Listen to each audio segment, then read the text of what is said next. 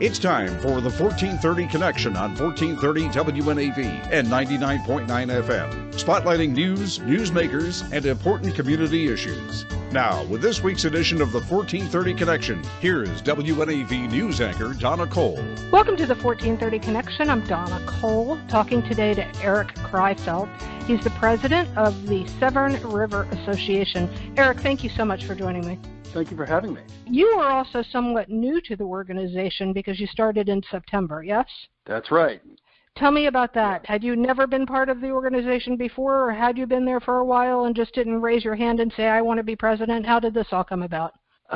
It's funny how it all works out. I had been there before. I was recruited to be the treasurer of the Severn River Association it was in June in the previous year, so 2018, and then became president in September of 2019. Very good. And what is on your list of to-dos that you haven't done yet? Oh, gee, so many things to do. We're still doing what we do, which is, engaging the community with, advocacy, education, and restoration. So that's all still what we're up to. But I think maybe in the restoration part, you may see us more engaged in that. The main thing is we want to be doing things. We want to be making a tangible impact on improving the health of the river. Now, I remember, and this goes back a long time ago, and I was out on a boat doing oxygen readings, and the mayor of Annapolis at that point was Josh Cohen, so this does go back for a while, and we were getting 0% readings of oxygen in the Severn River. And now we are here all these years later, and that hasn't changed too much in parts of the Severn River. Is that correct? I'm afraid that's still kind of the case. That one of our marquee programs is our water quality monitoring program, and we've maintained a robust program, which we think is one of the most important things we can do is to assess the health of the river before we can think about what to do about it. And indeed, we still find we reported on a dead zone last year, which isn't quite zero oxygen, but it's certainly below the levels that'll sustain life, and so that's not good, and it's a pretty widespread one throughout the river, pretty much throughout the river upstream from Weems Creek for about 8 weeks last year. What can change this? What can people do to help? You do not want to have these dead zones. You also don't want to have the algae blooms that you are also seeing. What is it that you haven't done or that people can do to change this? Well, a lot of it has to do with the watershed itself and a lot of things that go on the land, that affect the river, particularly stormwater runoff into the river. That so much of it starts with that, and managing that appropriately so that it doesn't wash excess amount of contaminants into the river. I guess that kind of hasn't changed either in fundamentally, but the things that maybe we could do about it, we can do more of, and that is anything from, even on an individual level, to do things to make sure the stormwater running off your house, doesn't just go out onto the pavement and down into the storm drain and right into the river. Preferably it would go into a rain garden or at least into the lawn, and just have more. Don't pave everything over, not have everything be an impervious surface, and to the extent that we have that, to kind of keep that at, try not to grow that. If you want to develop something, let's find, you redevelop something that's already paved over and start from that. That's more of an institutional approach to things. And in terms of the shoreline itself, there's things that the folks that have property along the water can do to, kind of improve the stability of their shorelines with living shorelines as opposed to revetments and other forms of structures that have much more negative impact on the river. So you can volunteer for the Severn River Association to get involved in any number of our programs that try to execute these things.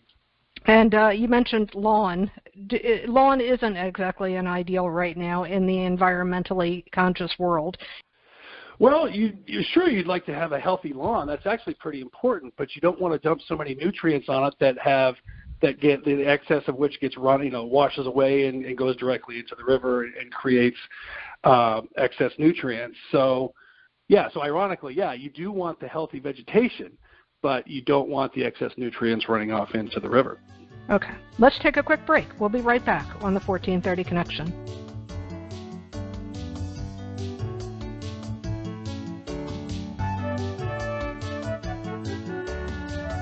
Welcome back to the 1430 Connection. I'm Donna Cole, talking today with Erik Kreifeldt. He's the president of the Severn River Association. We're talking all things Severn River. And speaking of which, we had some firefighting foam that was accidentally released by a vendor for the Firefighting Training Academy here in Anne Arundel County, and that on October 7th, 2020, Severn River Association posted on their Facebook, our spotters in Bear Branch reported this bubbly UFO, parentheses, unidentified floating object, coming down the stream from Shipley's Choice Dam construction area heading towards the river. And then was the question, does anyone know what this is? And I had answered that it had already been reported to the Maryland Department of the Environment. The good news there is that it was spotted, and when you have people that are engaged with the watershed, they see these strange things and investigate them. Volunteering with the Severn River Association, you mentioned that's a good way to help. Tell me, with the pandemic going on, do you still have a need for volunteers? And going forward, if we haven't all had our vaccinations in the spring and summer when your crews are out on the river, how would that work? Well, cruising around the river, done in a responsible manner with, I guess you can't quite socially distance in the boat, but you can wear masks, or you can be within your pod of people that you're always with if you're in the boat, and that's something that you can do as a volunteer, is to join the SAV Navy that goes out and monitors submerged aquatic vegetation, and that's one thing. And another thing is if you are fortunate enough to have a pier on the river, you can be an oyster grower. Now, that usually happens. That's happening right now, actually. It's something we do over the winter, and I'm doing it myself right now. It's just kind of cool. You get to hang the cages off the pilings and give them a shake every now and again, once a week or so, and then we plant them on the oyster reef, Traces Hollow, just below the Route 50 bridge. And do you currently, because I know in the past there was some shortages of spat or shortages of whatever it was that you needed for the Marylanders Grow Oysters program. Is that true?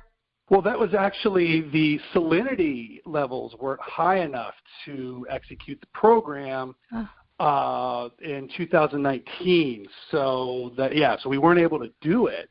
But we've otherwise been doing that for years, and it has returned. We got the spat, and that was delivered to the growing volunteers. I think we have about 400 of them up and down the river. I'm not sure the precise number. Yes, actually, that is the number on the website, on your website. It says 400 volunteers each year.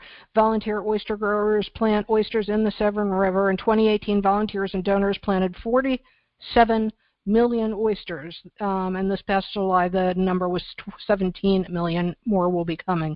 That's hefty numbers there. Yeah, it's quite a sight seeing them go in too. Now, there's a couple things going on there. There's what the volunteers are growing, just kind of hanging cages off of docks, and then there is other parts of the program where basically last year in maybe it was June, and again, you can check my facts on precisely when things happened, but we had a ship with the oyster spat come in and just deliver that 17 million to reef near Weems Creek that planted all those oysters. And so that was I was actually out there on my boat to check it out. It was so were a lot of us. It was quite a sight to see. But yes, that's part of we help coordinate those kinds of efforts as well. And it's a huge part, because let's go back to the questions about the oxygen readings in the river. With not ideal oxygen readings and the oysters, how do they relate to one another? Well, the oysters are basically water filters, among other things that they do to go about their lives. But that, in terms of the water quality, that's an essential function that they provide. So, one of probably the primary restoration effort we can do for the river is to recultivate that oyster population. Very good. Let's take another short break. We'll be right back on the 1430 Connection.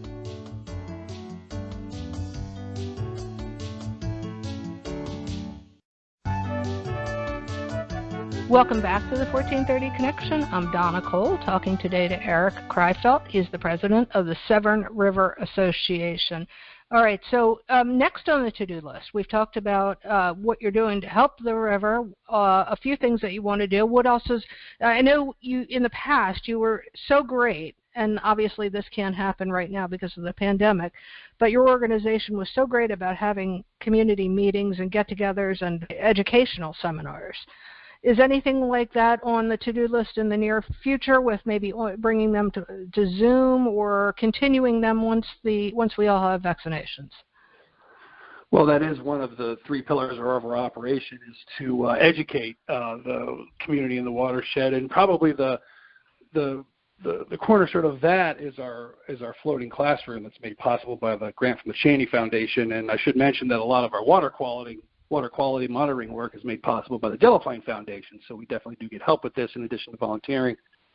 The floating classroom can go on. We take some small numbers of students out on our 20-foot maritime skiff, Seagirl, which was donated to us, and we basically show the students a lot of our water quality monitoring techniques, explain what they mean, and explore and monitor the submerged aquatic vegetation, and sort of learn about the ecology of the river. And that's been a big success. And we're so glad that we're able to kind of keep that going. In addition to that, yes, we do have a speaker series. We did a virtual one recently, or I believe that was the first time, and so that can continue to go on in its form. But yeah, we're certainly all looking forward to being able to get back together again in person to do those kinds of events. Yeah, aren't we all? And by the way, if you go to severnriver.org, go to resource library, and then down to speaker series or video library, all that information is there for you. Erik, what else will be going on in the spring that might be new that we haven't seen before from the Severn River Association? And were you involved with any legislative efforts during the current legislative session? With the legislation, I think that one thing that caught our eye is Senator Elfreth's revisiting the stormwater standards, and that's certainly an attractive effort for the Severn River. Because so much of its health is related to stormwater, and I think the thrust of that reassessment is that it's based on sort of having 100-year storms, and some of the standards are associated with that. And well, we're certainly having 100-year storms much more often than every 100 years, and with climate change, and so it's a good thing that we are reassessing that. So that's one thing we're looking forward to. There is also a Severn River keeper, is there not? Yes, there is. Are you all discussing joining forces at any point in the future, or is that still like a little point of contention, or should I leave this all alone? Should we move on to the next topic? Well, yeah. We're always open for collaboration with our fellow river groups, and the river keeper is kind of a trademarked thing, that you have to meet some standards to be the keeper, and so yeah, that's just a separate thing. We're happy to work with them, and there are opportunities that come up to do that. And we don't have any. I want to make any statements about mergers and acquisitions, but we're always looking at the balance of. I think this is actually kind of a profound point for me, anyway, that you want to have the local focus of a river organization and the advantages of that, but you also want to have enough scope to do things and to get meaningful things done. And so you're always kind of balancing those things. You don't want things to be too fragmented, but you want them to be focused enough to focus your resources. So that's sort of what would guide getting either collaborating or even merging with our other organizations.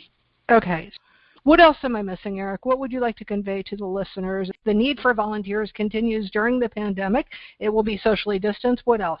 Well, we could, use your volunteer support, and we could, frankly, use your financial support. I mean, come and take a look at what we're doing and see if you want to get involved with some of the programs that we're doing, or would like to hear about other things that you'd be interested in doing, either as a volunteer or as a financial supporter, to improve the health of the Severn River. And for people that not sure how to do that, is there a place they can get information? Certainly, the website at severnriver.org will run down everything that we're up to and the opportunities that are available. Erik, thank you so much for your time today and doing all that you do for our Severn River. My pleasure. Thank you. This is Donna Cole. This is the 1430 Connection, and we will see you next week.